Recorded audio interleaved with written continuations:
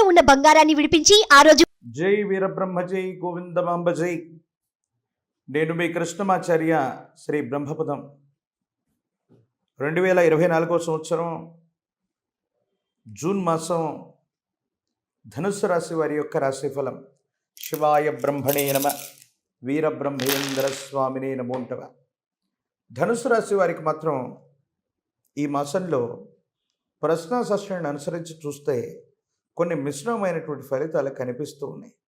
ఎందుకంటే దైనందిన జీవితంలో మీరు కొత్తగా ప్రారంభించినటువంటి వృత్తి, ఉద్యోగం అవ్వచ్చు, వ్యాపారం అవ్వచ్చు, అంటే ఆర్థికపరమైనటువంటి అంశాల కోసం మీరు చేస్తున్న మీ జీవన విధానం, ఆ ప్రయాణం ఏదైనా అవ్వచ్చు.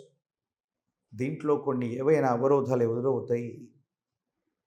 సాఫీగా జరిగిపోతుంది అనుకున్నటువంటి ఈ ప్రయాణంలో కొన్ని ఇబ్బందులు, ప్రతిబంధకాలు, సమస్యలు మిమ్మల్ని కలవరపాటుకు గురి చేసేటువంటి అవకాశం ఉంది. తీవ్రమైనటువంటి నరఘోష, నరదిష్టి, నరపీడలు పొంచి ఉన్నాయి.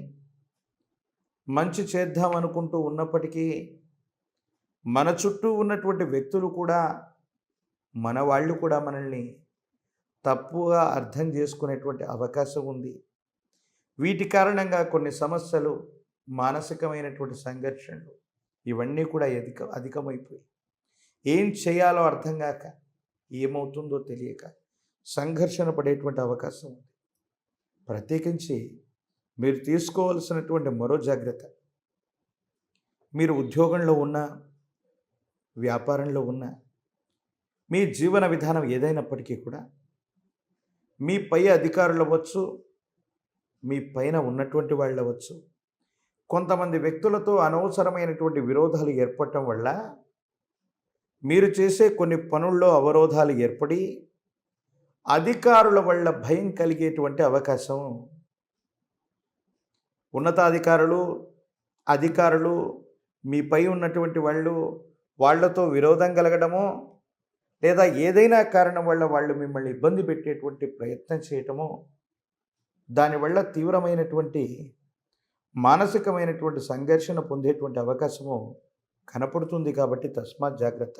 ప్రత్యేకించి మనది కానటువంటి పని, మనకు సంబంధం లేనటువంటి ఒక వ్యవహారంలో తలదూర్చటం వల్ల తీవ్రమైనటువంటి మానసికమైనటువంటి సంఘర్షణ. ఏం చేయాలో అర్థమవ్వక, ఏమవుతుందో తెలియక సంఘర్షణతో కూడిన జీవన విధానంలోకి మీరు వెళ్ళిపోతుంటారు. దీనికి కారణాలు అర్థమవు, ఏమీ చేయలేకపోతుంటారు. కొంతమందికి సహాయం చేద్దామని మనం అనుకుంటే వాళ్ళ వల్ల మనకు సమస్యలు రావటం, అపోహలు రావటం, అపార్థాలు రావటం, చట్టపరమైన, న్యాయపరమైన వ్యవస్థల్ని సంప్రదించాల్సి రావటం. అంటే కాలం మనకు కలిసి రానప్పుడు మనం ఎంత మంచిగా ఉన్నప్పటికీ కూడా కొన్ని ఇలాంటి ప్రత్యేకమైనటువంటి పరిస్థితుల్లో మనకి ఇబ్బందులు కలుగుతుంటాయి. దీనివల్ల కూడా కొంత మనం బాధపడుతూ ఉంటాం.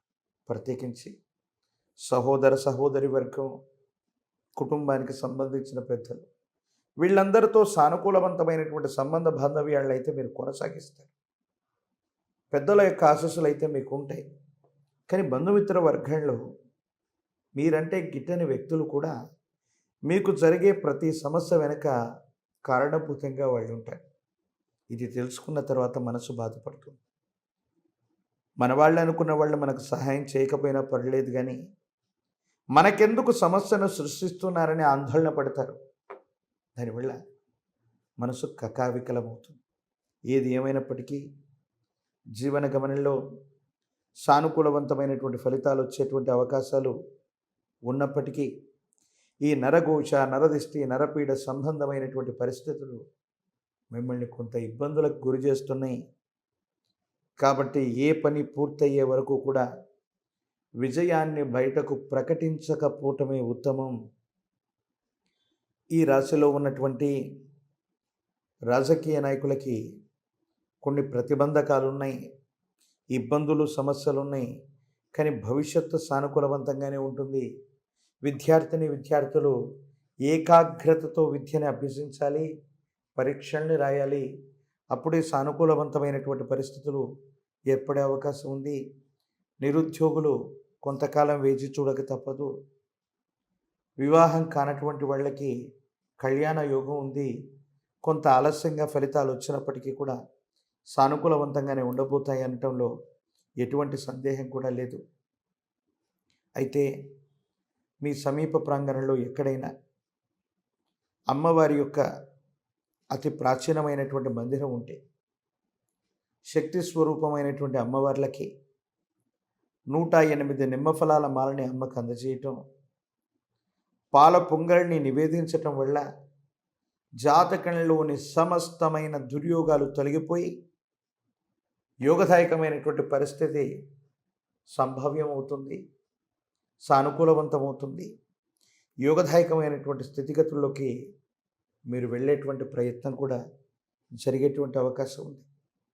ప్రత్యేకించి ఇంకా అవకాశం ఉన్నట్టయితే ప్రశస్తవంతమైనటువంటి మంగళవారం పూట సమీప ప్రాంగణంలోని శ్రీకాళహస్తీశ్వర స్వామి క్షేత్రం, ఎందుకంటే మీ యొక్క కర్మస్థానం, దశమస్థానం ఇతర గ్రహాల యొక్క స్థితిగతుల కంటే కేతు సంబంధమైన, రాహు సంబంధమైన స్థితిగతులు మీ దైనందిన జీవితంలో ఇప్పుడు ప్రధానమైనటువంటి విషయాలకి ప్రధానమైనటువంటి అంశాలుగా ఉన్నాయి. కాబట్టి జ్ఞానప్రసూనాంబ సమేత శ్రీకాళహస్తీశ్వర స్వాముల వారి యొక్క ఆలయ ప్రాంగణానికి వెళ్ళి అక్కడ జరిగే అమ్మవారికి, స్వామివారికి అభిషేక క్రతువును తిలకించి స్వామివారిని దర్శించి వస్తే సానుకూలవంతమైన ఫలితాలు వస్తాయి, ఇబ్బందులు తొలగిపోతాయి,